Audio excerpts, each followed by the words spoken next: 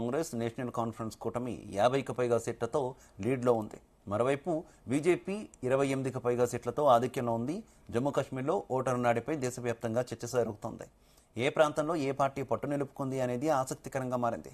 పొత్తులు ఏ పార్టీకి అనుకూలంగా మారాయి, ఏ పార్టీని దెబ్బతీశాయనే అంశాలు ఆసక్తి రేపుతున్నాయి. ఇక ఇదే అంశంపై మరిన్ని అప్డేట్స్ మా కరెస్పాండెంట్ శ్రీచరణ్ అందిస్తారు. ప్రస్తుతం 2024 జమ్మూ కాశ్మీర్ అసెంబ్లీ ఎన్నికల గురించి మాట్లాడుకునే ముందు 2014లో ఏం జరిగింది, 2014 అనంతరము కాశ్మీర్ లోయలో అటు జమ్మూతో పాటు కాశ్మీర్ లోయలో ఏం జరిగింది అనేది ఒకసారి మనము 10 years బ్యాక్ వెళ్దాము. 2014లో జమ్మూ అండ్ కాశ్మీర్ శాసనసభ ఎన్నికలు జరిగాయి. అయితే 5 దశల్లో నవంబర్ 20వ తారీఖు నుండి 2014 డిసెంబర్ వరకు కూడా ఈ ఎన్నికలు జరిగాయి. ఓటర్లు ఓవరాల్ గా ఇటు జమ్మూ అండ్ కాశ్మీర్ కు ఓవరాల్ గా 87 మంది శాసనసభ్యులను ఎన్నుకున్నారు.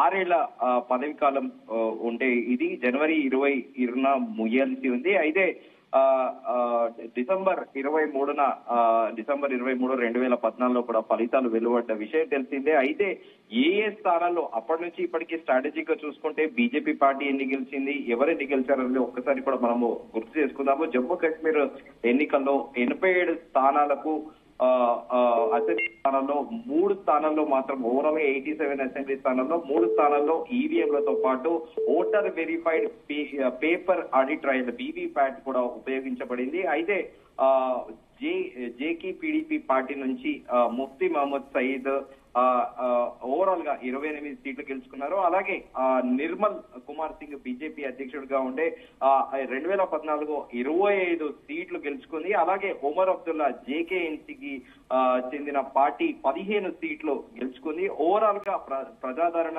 ఓటు బ్యాంకు పర్సంటేజ్ గా చూసుకుంటే ఇటు జేకే పీడీపీకి 2014లో పోలరైజ్ అయిన ఓట్లు 10,92,203. అలాగే బీజేపీకి పోలరైజ్ అయిన ఓట్లు 11,07,194. అలాగే ఒమర్ అబ్దుల్లా జేకేఎన్సీ పార్టీకి 10,06,93 ఓట్లు నమోదయ్యాయి. ఓవరాల్ గా జేకే పీడీపీకి 2014 22.67% నమోదైంది. అలాగే బీజేపీ పార్టీకి 22.98% నమోదయ్యాయి. ఇక జేకేఎన్సీ ఒమర్ అబ్దుల్లా పార్టీకి 20.77% పోలింగ్ అనేది నమోదైంది. అయితే 2014లో ఆశ్చర్యకరంగా senior most leader Congress Ghulam Nabi Azad పోటీ చేయకపోవడం కూడా అప్పట్లో సర్వత్రా చర్చనీయాంశంగా మారింది. అనంతరం కూడా ఫలితాలు ఏర్పడ్డాక కూడా కొన్నాళ్లు కూడా బీజేపీ ప్రభుత్వాన్ని కూడా నడిపింది జమ్మూ కాశ్మీర్ లో.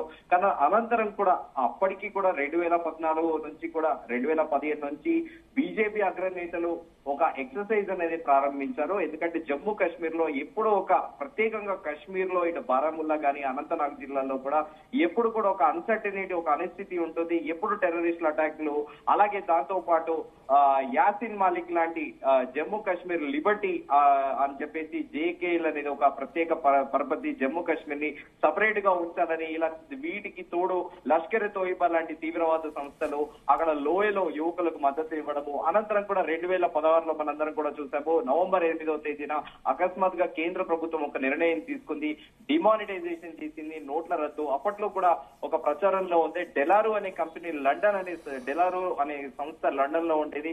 ఆ లండన్ సంస్థ ఇటు పాకిస్తాన్ తో పాటు ఇండియన్ కరెన్సీ కూడా ముద్రించిందని, దీంతో అక్కడ లోయలో 16 నుంచి 17 ఏళ్ల యువకులకి ప్రతి పూటకి ఉదయం పగలు 500 రూపాయల చొప్పున ఈ వెనకాల ఉండే హిడెన్ అజెండా ఎవరైతే టెర్రరిస్టులు ఉంటారో వాళ్ళ తమ అజెండాని ఒక అన్సెటిని, ఒక అశాంతిని క్రియేట్ చేసేటందుకు యువకులను పెడదారిన పెట్టి 500-1000 రూపాయల రోజుకు అలా ఇవ్వడము, వాళ్ళు భద్రతా దళాల పైన రాళ్లు విసరడము.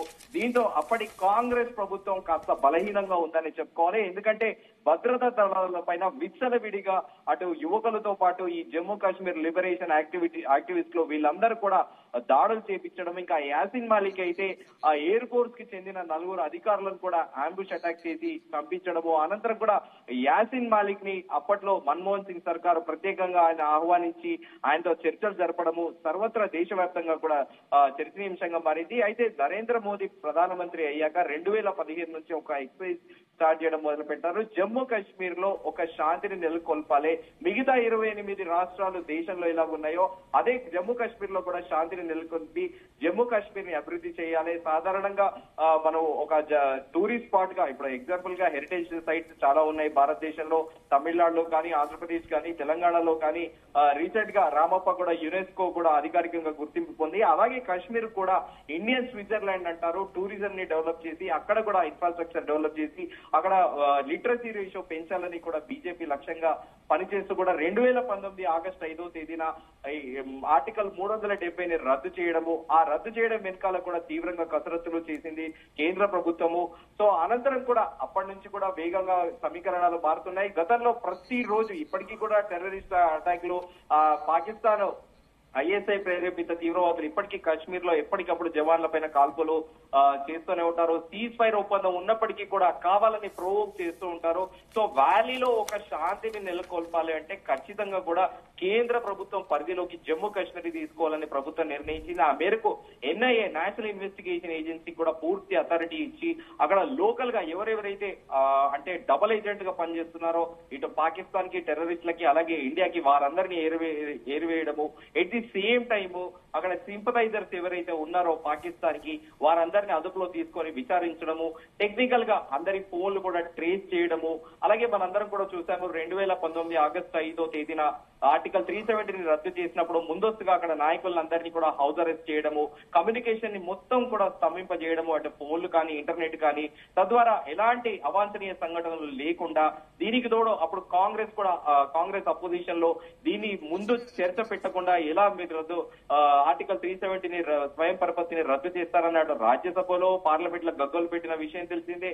దీనికి ఐక్యరాజ్య సమితికి ఏం సమాధానం చెప్తారు, పొరుగు దేశం పాకిస్తాన్ కి ఏం సమాధానం చెప్తారు అనేది కూడా యూరోపియన్ యూనియన్ కి ఏం సమాధానం చెప్తారని అప్పట్లో కాంగ్రెస్ పార్టీ నేతలు ఇటు ప్రభుత్వాన్ని ప్రశ్నించడం కూడా దేశవ్యాప్తంగా ప్రజలందరినీ కూడా విస్మయానికి గురి చేసింది.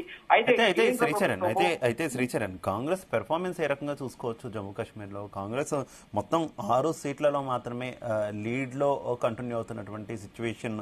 అంటే నేషనల్ కాన్ఫరెన్స్ బాగా బలంగా జమ్మూ కాశ్మీర్ లో ప్రభావం చూపించినప్పటికీ కూడా కాంగ్రెస్ ప్రభావం కొంత తక్కువగానే కనిపిస్తున్నట్టుంది కదా, ఏమనుకోవాలి?